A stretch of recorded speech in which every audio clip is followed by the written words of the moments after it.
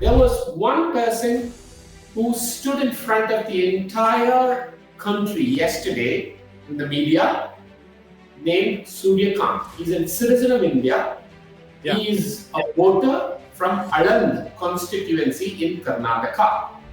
Chief Election Commission. I mean, I've been in journalism for now 4 decades, and I've not seen such loss of credibility of the Election Commission. And independent surveys also show that the voters' confidence is at an all-time low in the Election Commission. About that, there is no doubt.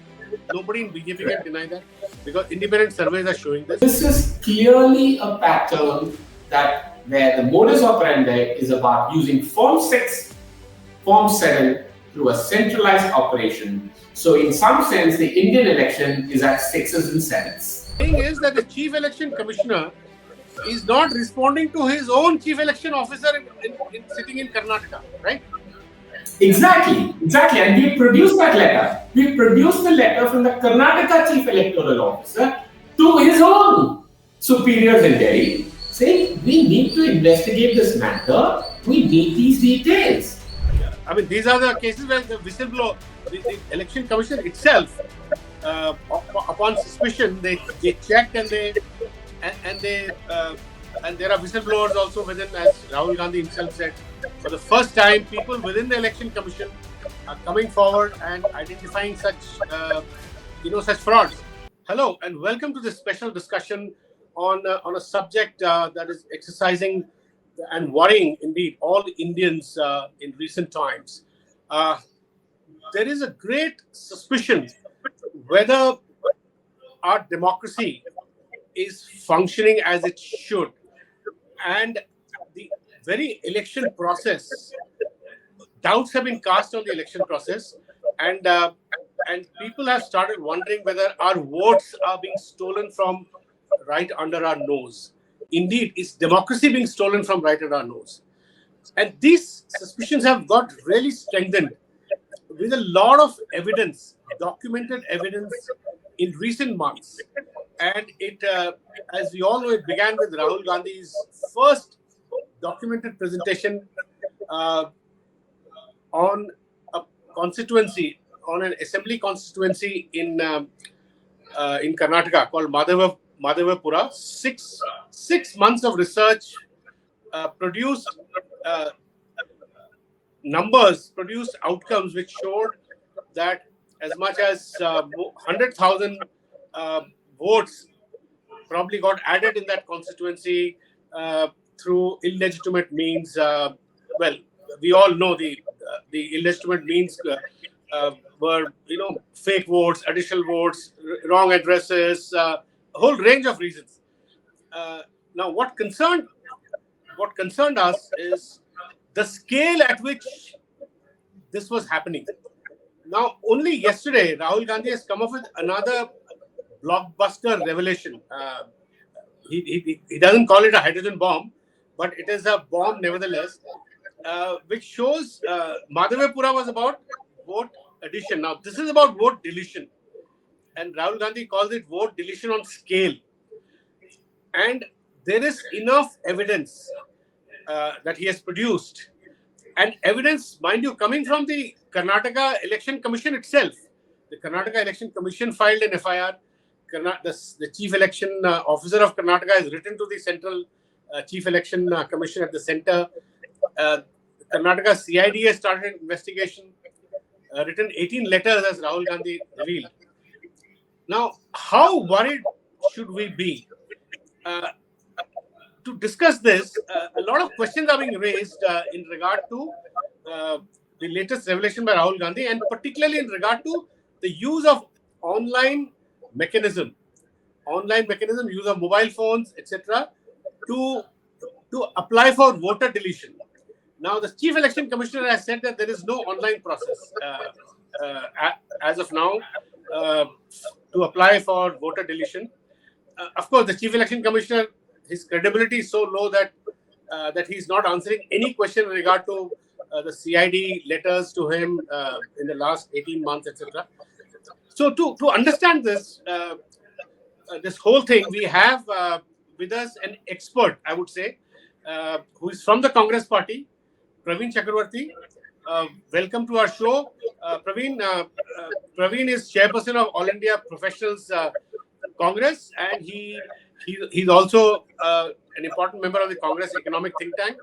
More than that, why we have Praveen Chakravarty on our show here is that he's a go-to man in the Congress, within the Congress, for all matters concerning complex data analytics, and he has vast experience as a professional in looking at data research, whether it's economic research, political research, or election-related research. And he works with Rahul Gandhi on all these matters. So therefore, Praveen, we have you here to please start by explaining what is this online process which the Chief Election Commissioner says it does not exist, and then we can move on to other issues that Rahul Gandhi has flagged. Praveen, please. Thank you, Venu. Now, you want me to start by responding to the Chief Election Commissioner's almost bizarre obfuscation as a response to the press conference that Mr. Rahul Gandhi did yesterday. The Chief Election Commission's response is a half-truth. They're being clever by half.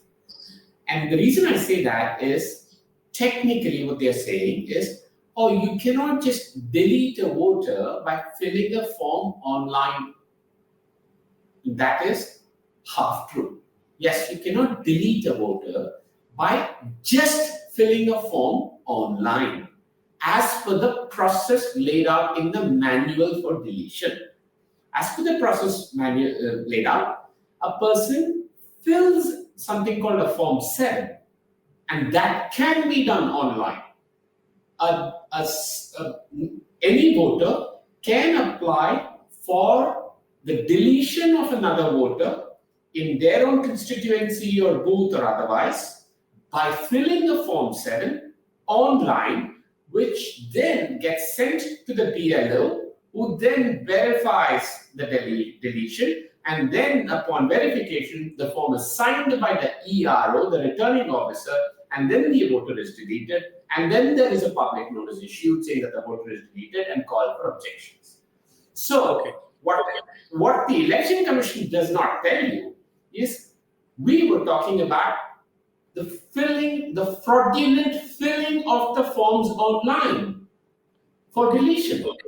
And that absolutely happened. So that is why I'm saying the Election Commission is just obfuscating in its response. Okay. So basically you're suggesting that the filling of the form itself was a fraudulent act which happened. That's what you're suggesting, right? Absolutely. And I'm not merely suggesting it. I think we have to bring all of this down to something very simple. Forget Congress Party. Forget Rahul Gandhi. Forget Praveen Chakravarty. There was one person who stood in front of the entire country yesterday in the media named Surya Kant. He's a citizen of India. Yeah. He is a voter from Aland constituency in Karnataka. He said, a form has been filled using my name, my photograph, my voter ID, my details. This Form 7 was filled using my details as though I am requesting 9 voters to be deleted. And he said to the country, I did not do that. Okay. Does the Election Commission of India have a responsibility or not to answer Mr. Surya Kant's charges? 100%. Yeah, 100%. So Praveen, how did that happen? How did somebody on behalf of Surya Kant apply for such a large number of deletions?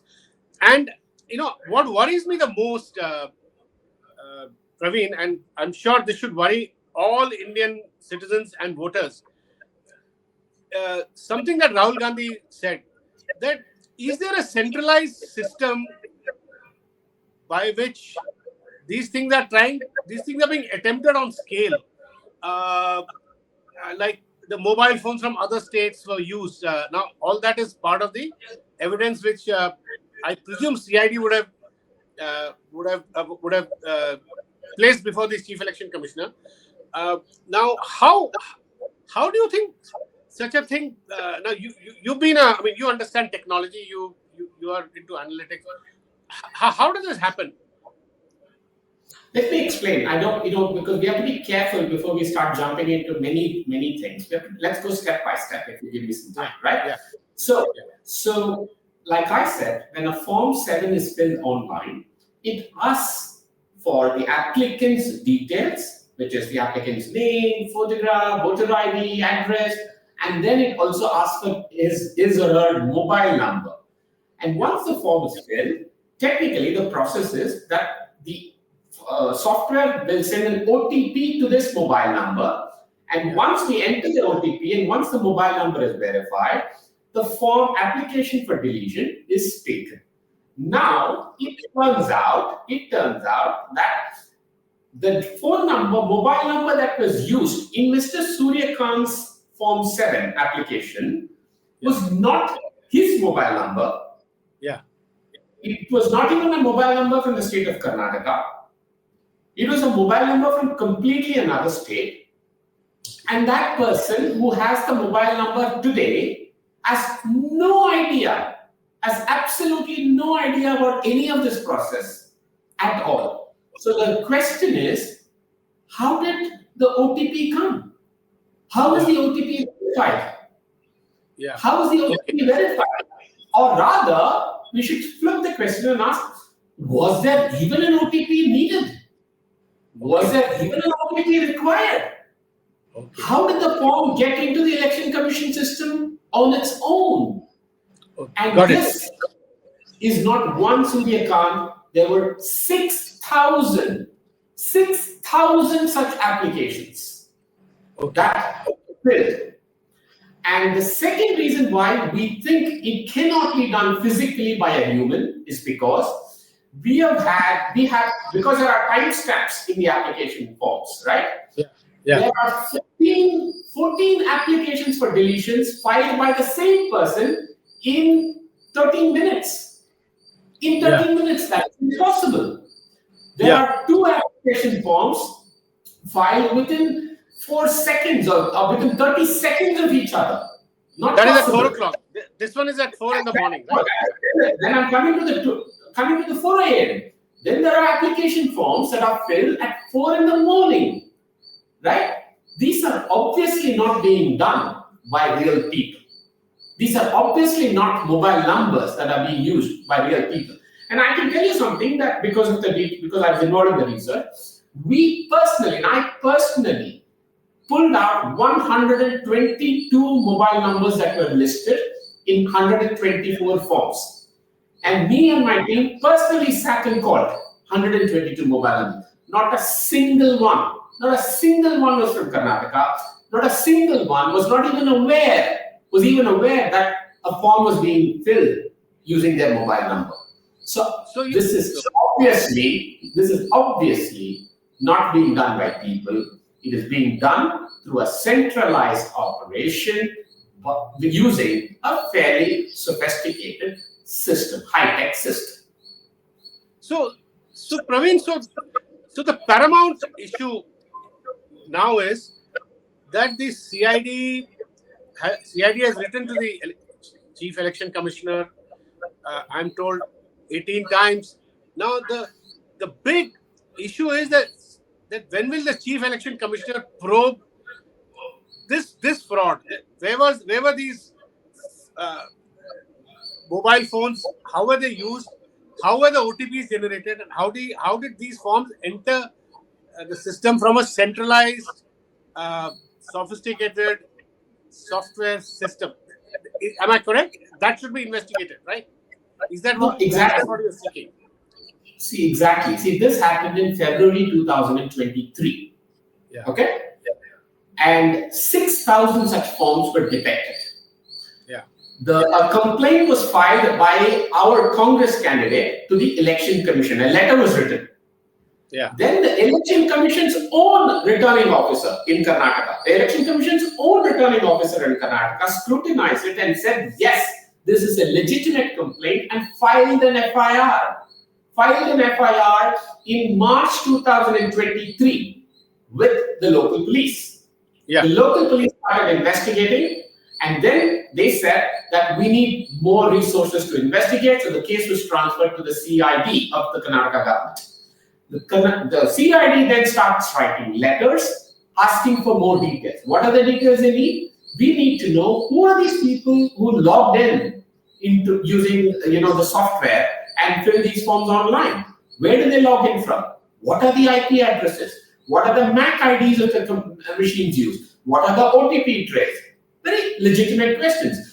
I mean, shouldn't we normally investigate this to find out how is it that somebody's filled in 6,000 forms, right? Yeah. And this is what has been going on for the last 2 years. The CID has written 18 such letters to the Chief Election Commissioner in Delhi. This is CID as well as letters from the Karnataka Chief Electoral Officer of the Election Commission's own department. They themselves are writing to Delhi saying, please send us the details. Why has there been no response for 2 years? Why has there been no response for 2 years? That's the question. Yeah. So, Praveen, what you're saying is that the Chief Election Commissioner is not responding to his own Chief Election Officer sitting in Karnataka, right? Exactly. And we produced that letter. We produced the letter from the Karnataka Chief Electoral Officer to his own superiors in Delhi, saying we need to investigate this matter. We need these details. I understand 1, 2, 3 letters, 18 letters. I understand a delay of a month or 2 months or 3 months, 2.5 years. So shouldn't we? A, this is all very suspicious. B, it's very evident that it's not being done by humans, it's being done through some centralized system. And C, the Election Commission is absolutely not responding to any of these letters. Shouldn't it automatically raise doubts and questions in people's minds? So, Praveen, these are cases which got caught. Do you suspect that there might have been cases which did not get caught, these are the cases where the whistleblower, the Election Commission itself, upon suspicion, they checked and there are whistleblowers also within, as Rahul Gandhi himself said, for the first time, people within the Election Commission are coming forward and identifying such frauds. Do you think that in other constituencies this might have happened and gone unnoticed? Is that a possibility? Without a doubt. Please remember, a lot of the genesis of this voter list kind of analysis and focus started after the Maharashtra election, right? It was after the Maharashtra election when I observed that there was just a statistically, abnormal increase in voters. That was just not possible. Our attention started to shift to the voter list, and we started to observe this. Now, please remember, Mr. Gandhi also showed the example of one constituency in the press conference yesterday in Maharashtra, which was Rajora. Rajora was about addition of voters. Yeah. For addition of voters, one has to fill Form 6. For deletion, one has to fill Form 7. Okay? But the process is the same. The modus operandi is the same. Okay? So the addition and deletion.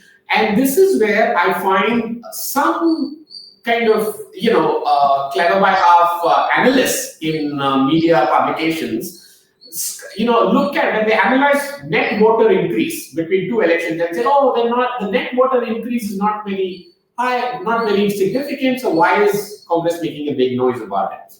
What they don't understand is it's a net voter change. There are additions and then there are deletions. So what happens is for every 6,000 that they target and delete, there is 6,000 of their own supporters being added as voters. Yeah. So the net looks like there's not that much of an increase or change, right? So absolutely, this is happening in many other constituencies.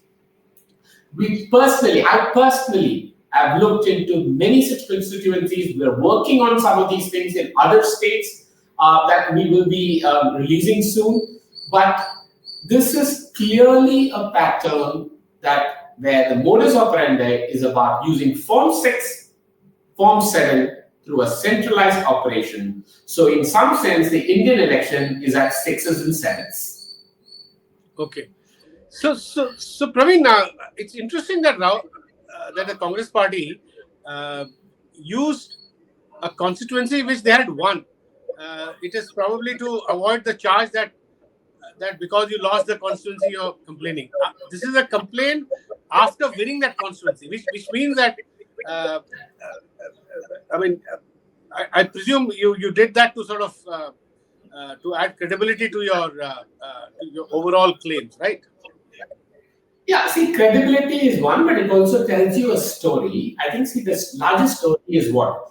That it is possible to flip an election through just targeted schemes and scams like this. What happened in Arand?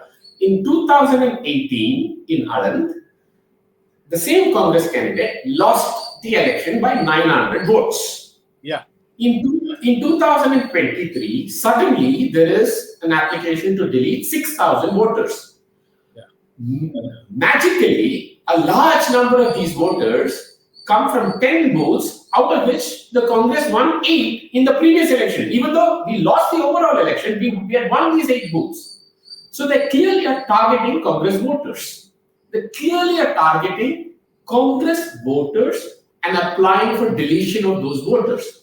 Now, what we wanted to show was, had we not caught it? Because we just caught it almost kind of serendipitously, right? Yeah. So, had we not caught it, if those 6,000 voters, Congress voters, had been deleted, the election may have turned. We may have lost the election. Okay. This is how an election can turn. It only takes 6,000 voters.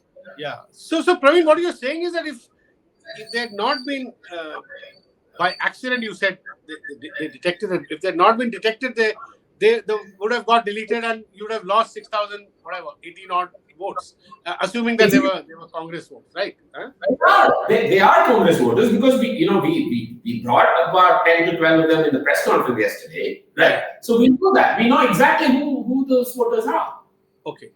So Praveen, another question that comes to mind, which I have been I've written about it, I've been thinking about this, is a question of scale. Rahul Gandhi mentioned how now voter addition, whether it's addition or deletion, this is happening at scale. Now, Madhavapura showed that, I assume that 20 years ago, 25 years ago, when we used to cover elections, there would be fake voters, or voting from fake addresses or fake voters, but the scale would be at some 1% or less than 1.5% decimal point, not substantial enough to influence the outcome of the elections. But now Madhavapura showed that the scale of addition, if you look at 100,000 plus, it's some 15 to 20%. Now, this raises a suspicion whether in Maharashtra or Haryana or even Odisha, where BJD is also formally complained that such bogus votes have, if they are crossing 10, 15, 20%, then our whole voters list is totally contaminated. Our whole democracy is contaminated. Would you agree with that? Yeah, ironically, what has happened is earlier, like you said, say 20 years ago or 25 years ago, when voter lists and voter list addition and deletion were still being done largely on paper, manually, right? There were errors. There were errors of omission. What technology and the misuse of technology is done is it has converted those errors of omission to errors of commission.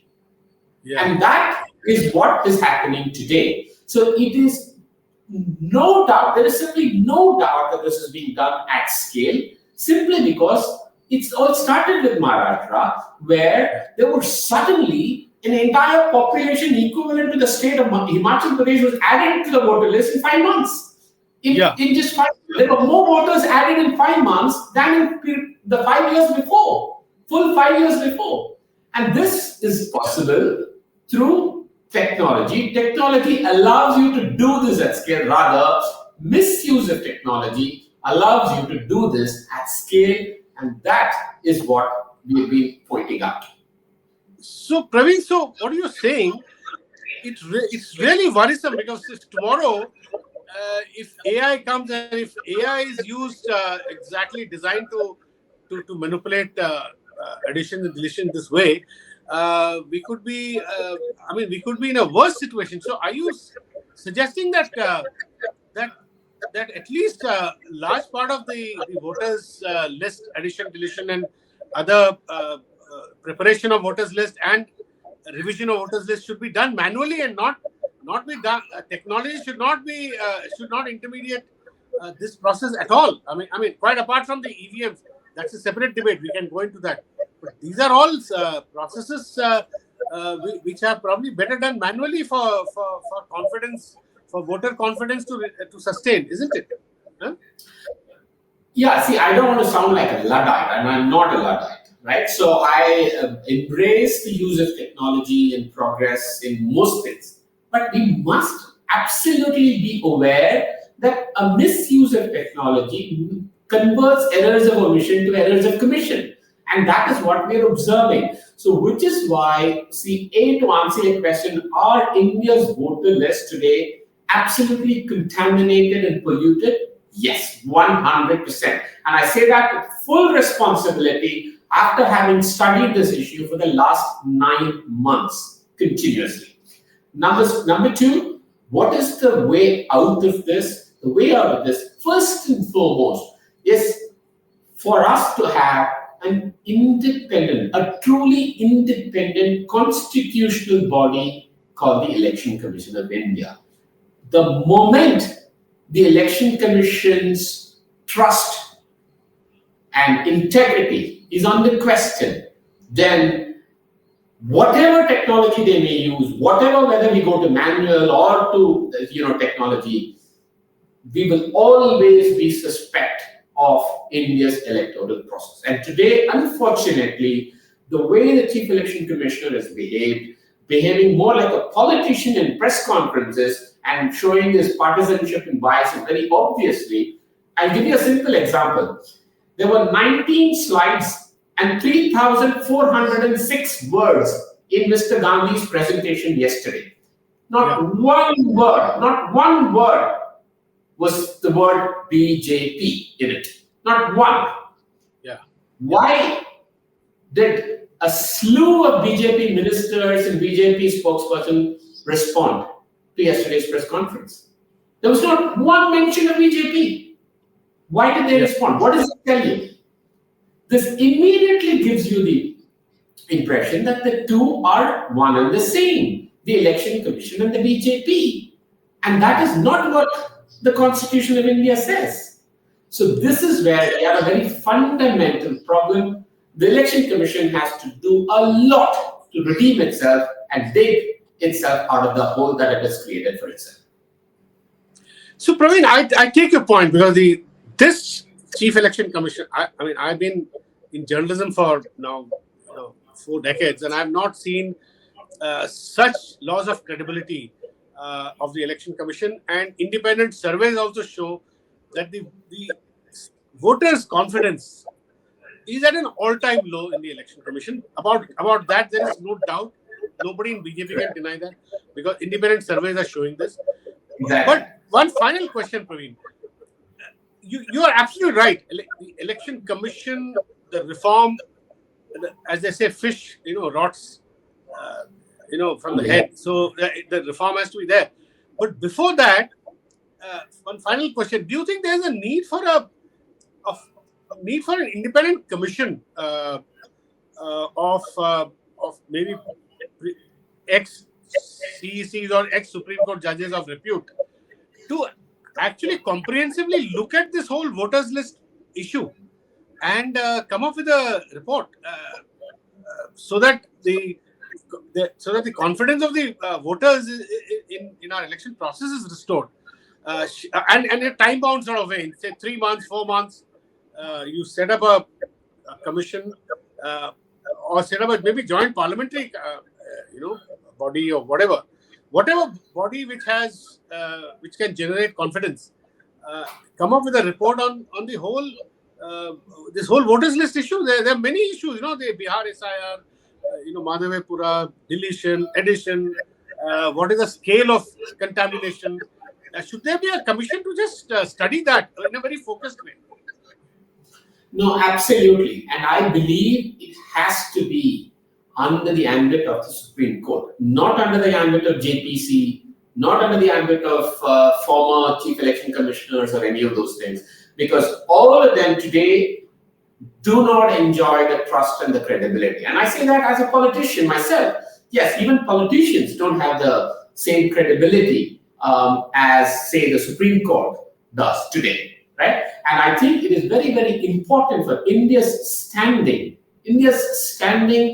as a democracy in the world, that the Supreme Court really actually, in my view, almost takes so moto cognizance of this issue, because it's a very, very serious issue, and understand the gravity of this, understand that the Election Commission of India, as required by the Constitution, has ceased to serve as an independent body, constitutional body, and the Supreme Court must absolutely constitute either a committee or some sort of inquiry into this and come up with very credible, legitimate proposals and solutions to restore India's electoral integrity and credibility back. Thank you, Praveen Chakravarty, for talking to us and clarifying so many issues for our viewers. Thanks a lot. Thank you. Thank you. The wire के और videos देखने के लिए subscribe करें और bell icon पर click करें। स्वतंत्र पत्रकारिता की आर्थिक मदद करने के लिए डिस्क्रिप्शन में दिए गए लिंक पर जाएं और अपनी राशि चुनें।